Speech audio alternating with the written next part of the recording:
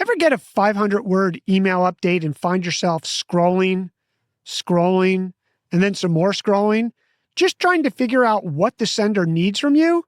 You're skimming past 3 paragraphs of background, 2 bullet-pointed lists, and a full project timeline, and you still don't know if this is urgent, informational, or something you need to act on right away.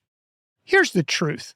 In a world where everyone's drowning in Slack messages, a steady stream of emails, and back-to-back Zooms, the ability to say more with less isn't just nice, it's your secret weapon.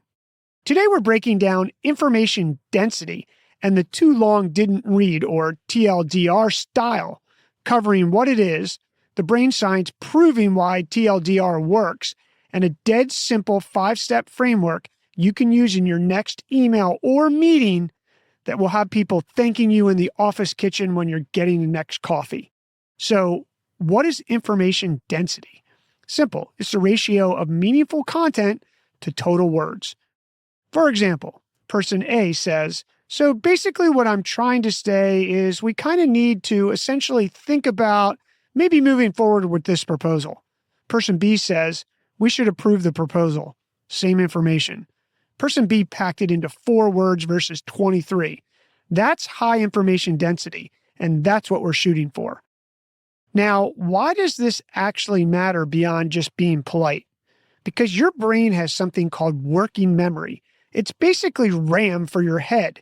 We talked about this before in previous episodes, and according to research published in Frontiers in Psychology, working memory can only juggle about 3 to 5 meaningful pieces of information at once. When someone hits you with that rambling explanation, your working memory gets overloaded and the information falls out.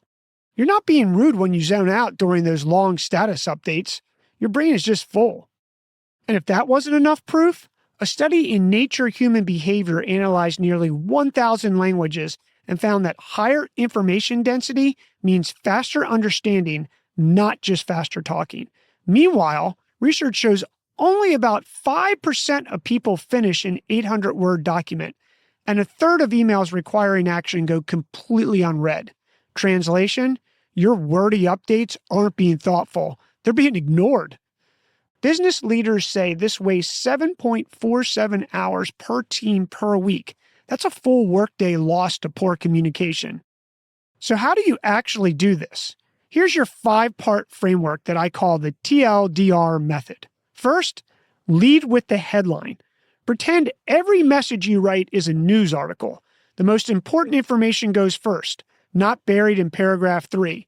Instead of walking someone through your thought process, give them the conclusion immediately. The vendor missed the deadline.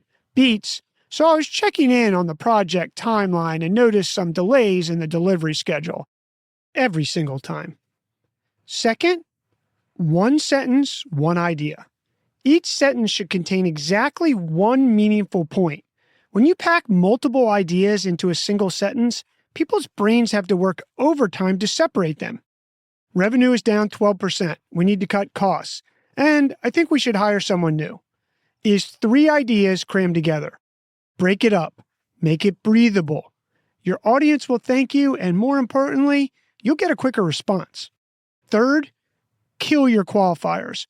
Words like basically, essentially, sort of, kind of, actually, they're verbal padding. They make you sound uncertain and they tank your information density. Compare these. I essentially think we should kind of move forward with this versus we should move forward with this. One sounds like you're hedging your bets. The other sounds like a decision. Fourth, practice the 2-sentence status update. This is your training ground. When someone asks you how a project is going, discipline yourself. Give them the complete picture in exactly 2 sentences. Sentence 1 is the current status. Sentence 2 is what's next or what you need from them. The design is done. Engineering starts Monday. I need your sign off by Friday. Done. If you can't do this, you don't actually know what's happening with your project yet. I have this on an index card right below my webcam as a reminder to make it easy for me when I get asked questions in meetings.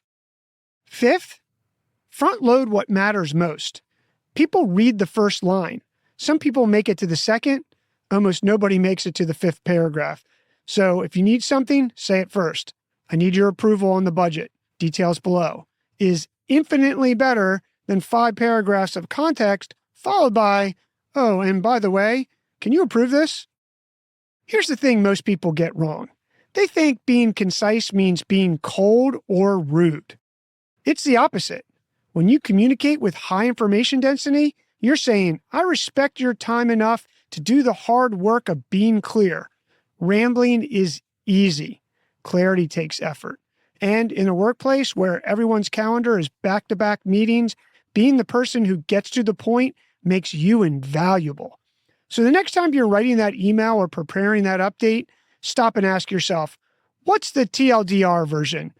If you can't summarize your message in 2 sentences, you haven't figured out what you're trying to say. Do the work first, then write. Your colleagues' working memory will thank you, your manager will actually read your emails, and you'll get 7 hours of productivity back every week. Your move.